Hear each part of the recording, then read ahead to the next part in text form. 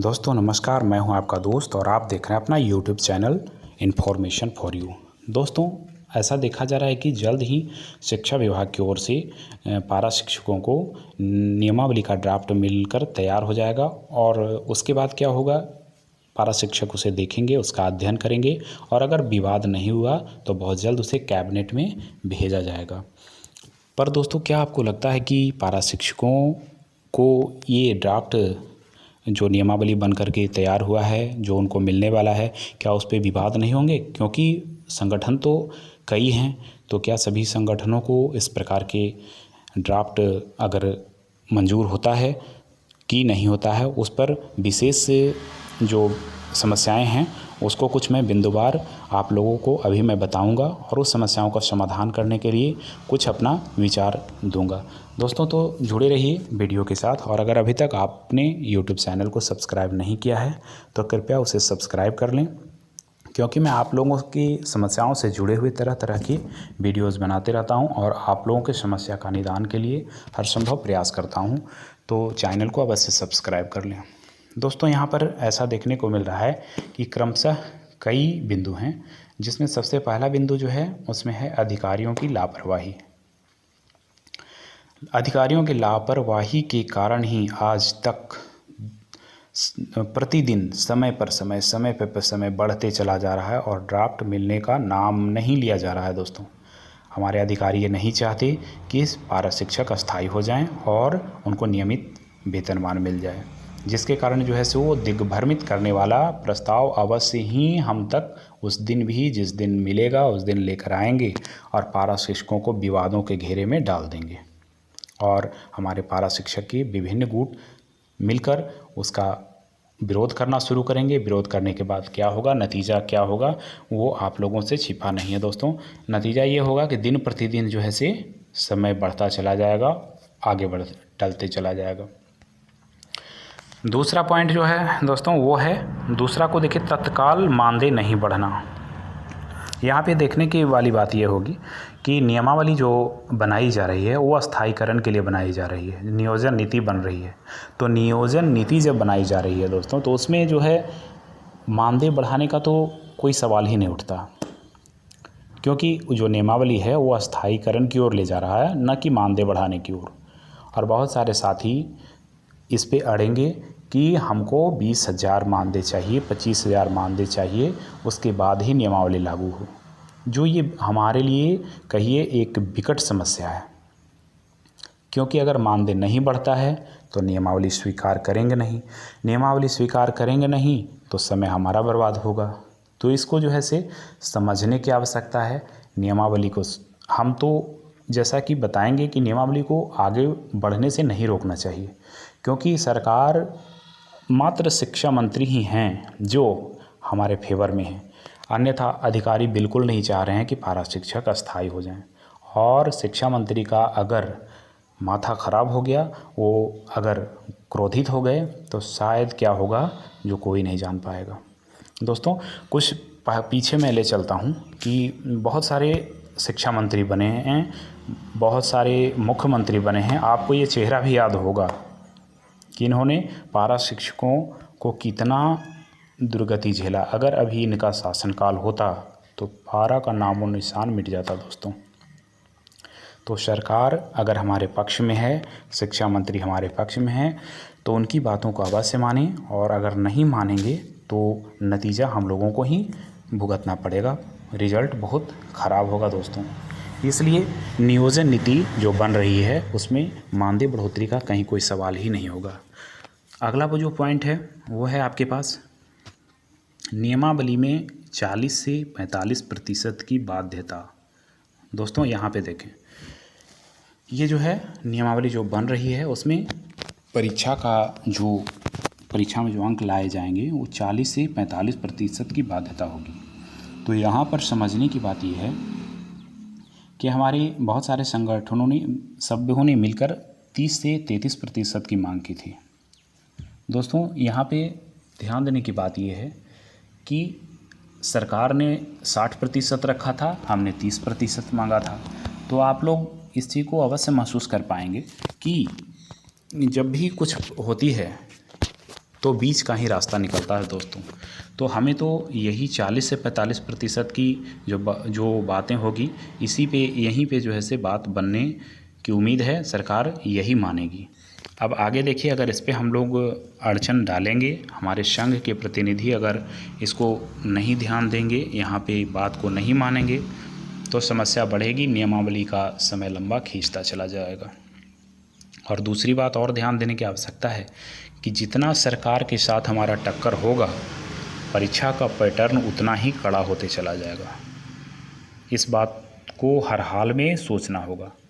अधिकारियों के साथ जितना हमें टॉकिंग करना होगा, जितना परेशानी झेलना होगा, जितना उनको हम मजबूर करेंगे, परीक्षा का पैटर्न बहुत ही कठिन से कठिन होते चला जाएगा दोस्तों। तो इसको समझने का आवश्यकता है कि हम 40 से 45% की बाध्यता को स्वीकार करें या न करें।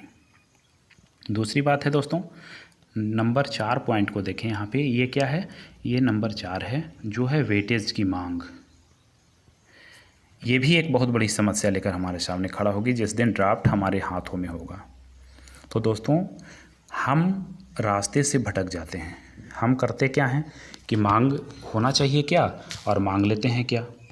अब देखिए दोस्तों, अभी तक जहाँ तक की बात है, वेटेज तब मिलती है, वेटेज तब दिया जाता है जब परीक्षा में सभी अभ्यर्थी शामिल होते हैं। सभी अभ्यर्थी से हमारा तात्पर्य है कि टेट, ये पारा शिक्षक भी और बाहरी अभ्यर्थी भी, अर्थात जैसे टेट लिया जाता है या कंपटीशन का कोई एग्ज़ाम होता है, उसमें पारा शिक्षकों के लिए जो आरक्षण है उसके तहत जो है वेटेज की मांग की जा सकती है।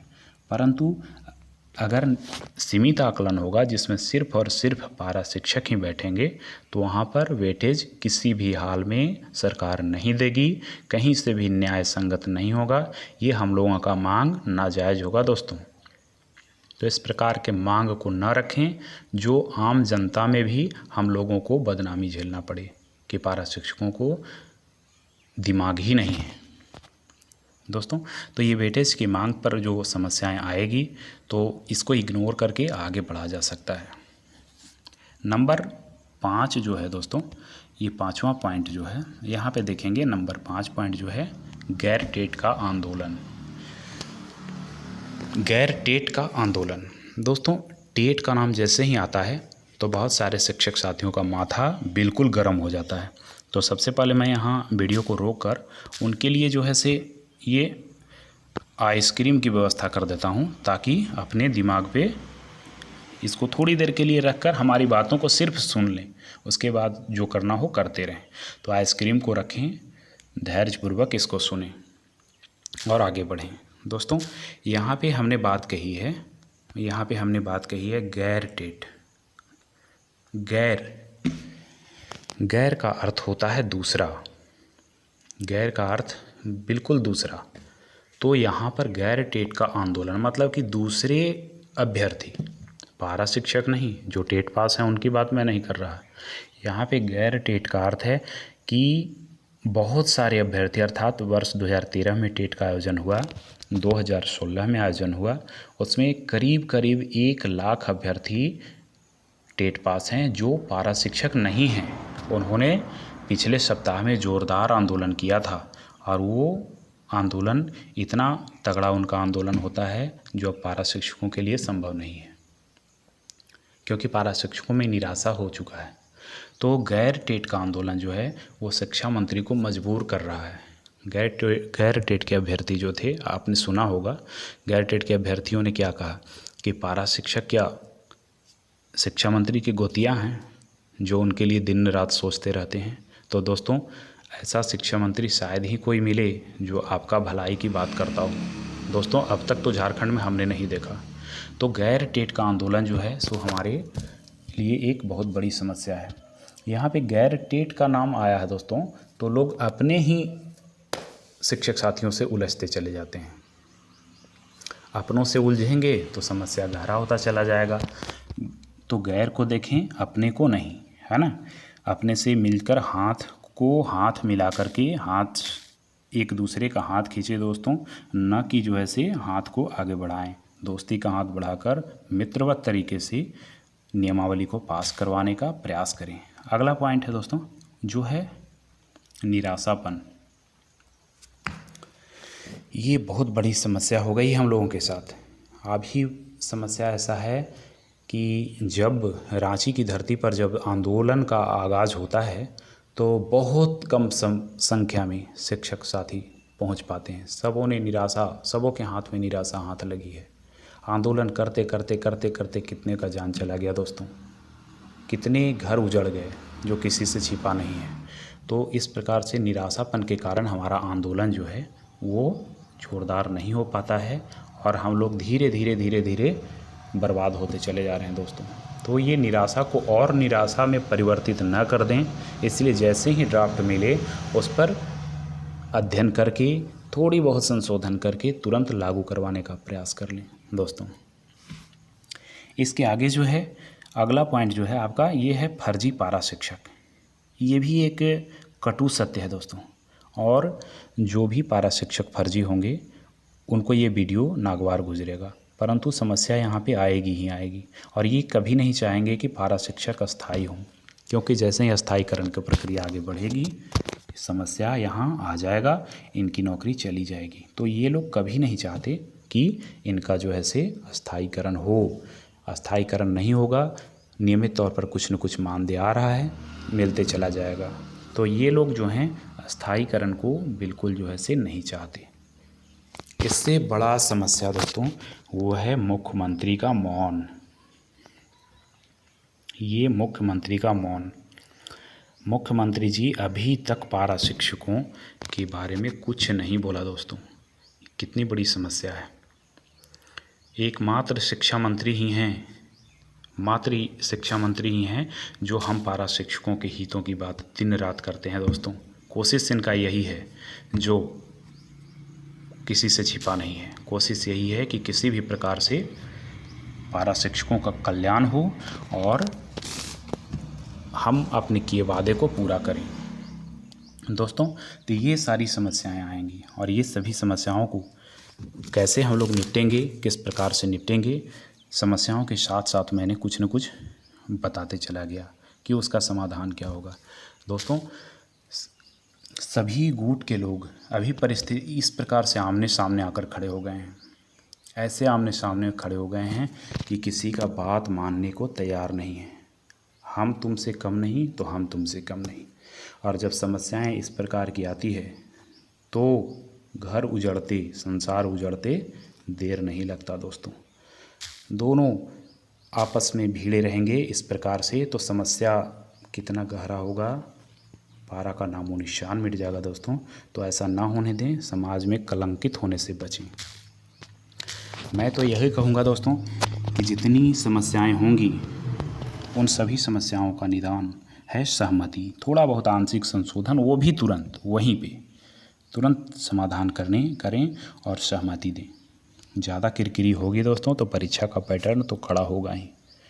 आपने देखा होगा कि 2015 में लगभग शिक्षकों की जो बहाली हुई थी तो उस समय पारा शिक्षकों की भी बहाली हुई। पारा शिक्षकों में से जो रेगुलर मोड में जो पास हुए थे उनको भी नौकरी लगी। नहीं देखा गया कि वो रेगुलर मोड से हैं या डिस्टेंस मोड से हैं, परंतु बाद में कुछ साथियों ने हाई कोर्ट में केस किया। हाई कोर्ट में केस करने के बाद 2017 में 16, 17, 18 में जो बहाली हुई, 19 में बहाली हुई, उसमें रेगुलर मोड वाले को बिल्कुल नियुक्ति से अलग कर दिया गया दोस्तों। तो सरकार सख्त होगी, परीक्षा का पैटर्न कड़ा होगा, रेगुलर मोड वालों को परिणाम भुगतना होगा। तो ऐसा ना करें, समस्याओं को उलझा कर न रखें। देर हो रहा है, समझ गए, तो इस प्रकार की समस्या खड़ा ना करें दोस्तों। यहाँ पे एक और भी ऑप्शन सरकार ने नियमावली में जो रखा है, हमारे संघ के प्रतिनिधियों के द्वारा कितनी अच्छी मांगे मांगी गई है कि जो पास नहीं करेंगे उन्हें भी नौकरी से नहीं हटाया जाए, जिस पर सरकार ने सहमति दी है। और उन्होंने कहा, हमारे शिक्षा मंत्री ने कहा कि एक भी पारा शिक्षक हटाए नहीं जाएंगे। इसके बाद भी विवाद करना दोस्तों कहीं से उचित नहीं लगता है दोस्तों। सहमति देकर जनता में विश्वास बनाएं। हम लोगों की छवि धूमिल हो रही है, हंसी का पात्र बन रहे हैं। अपने ऊपर लगे कलंक को धोना होगा दोस्तों। सहमति दें और हर हाल में नियमावली को पास करवाएं। रोज़ मरते पारा शिक्षकों को देखकर ऐसा किस हृदय व्याकुल हो जाता है दोस्तों। मतलब कि कुछ मुंह से आवाज़ नहीं निकल पाता, क्या बोलें। उनके घर उजड़ जाते हैं। सहमति दें, नहीं तो सर्वनाश सुनिश्चित है। सेवानिवृत्त होते शिक्षकों का ख्याल करें। मैं तो यही कहूँगा दोस्तों, मन बहुत दुखी होता है जब कोई 60 वर्ष सेवा देकर दोस्तों अगले दिन से विद्यालय नहीं आता और आर्थिक तंगी के कारण उनकी और उनके परिवार तिल तिल मरते हैं दोस्तों। तो एक ऐसा नियमावली बन जाए दोस्तों जिससे हम लोगों का निदान हो जाए, ताकि समस्या ना आए दोस्तों। मैं तो यही कहूँगा, मैं तो यही कोशिश करूँगा दोस्तों कि सहमति दें। सहमति अगर नहीं देंगे तो समस्या तो होगा दोस्तों। थोड़ी देर के लिए सिर्फ जो है से संयमित रहें, जुबान पे ताला लगा लें और कोशिश करें कि हमारी नियमावली जैसे ही पास हो जाए ये ताला खोलें और आज़ादी मिले दोस्तों। मैं वीडियो में एक एक बात इसलिए दिखा रहा हूँ ताकि हम लोगों की जो समस्या है वो जो है से आगे बढ़े, पर ऐसा तो होता नहीं दोस्तों। कोई किसी से कम समझने को तैयार नहीं है। सरकार अगर मानने को तैयार है तो हम लोग लेने को तैयार नहीं हैं दोस्तों। इसी प्रकार से मैं कहूँगा कि अपने घर में भी खुशियों का फूल खिलाएं, परिवार में प्यार बांटें दोस्तों। नियमावली को बनने दें, उसे रोकें नहीं। अपने बच्चों का ख्याल रखें दोस्तों, उनके परवरिश को देखें कि वो किस हाल में जी रहे हैं, उनको कहाँ पहुँचाना है। अगर उसे नहीं पहुँचाएंगे तो शायद जो है से आने वाला समय में दोस्तों कभी खुद को माफ़ नहीं कर पाएंगे। अपने प्यार में, अपने परिवार में खुशियाँ बांटें और मिठाइयाँ बांटें दोस्तों। अगर नियमावली में सहमति नहीं बनाए तो फिर आने वाला समय में मुख्यमंत्री जी न्याय करो, नियमावली अविलंब लागू करो, इस प्रकार की बातें करते हुए सड़कों पर उतरेंगे। और सड़कों पर उतरने के बाद भी कोई सुनने वाला तैयार नहीं होगा, क्योंकि सुनेगा भी क्यों जब जो है से बात मानने को तैयार नहीं होते हैं तो कौन क्या करेगा।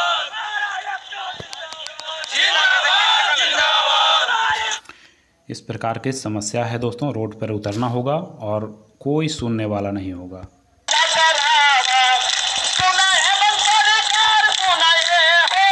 सड़कों पे तालियां बजाते हुए फिरते चलेंगे और कुछ मिलने वाला नहीं होगा। ये लाठियां खाने के लिए भी तैयार रहना होगा दोस्तों।